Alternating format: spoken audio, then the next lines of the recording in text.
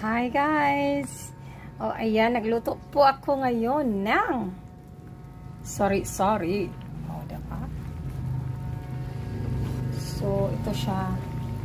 Nabili ko to ng 20 peso. O, diba? For 20 peso, meron ka ng pang-ulam. Tapos, nilagyan ko siya ng ground pork.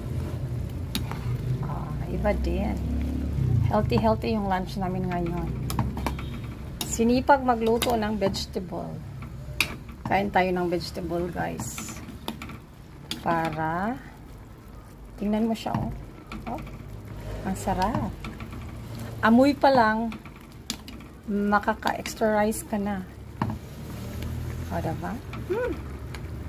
Extra rice talaga. Mag-extra rice tayo tuwing lunch. Maka-extra rice talaga kasi wala akong breakfast. Coffee lang ako. Okay, bye.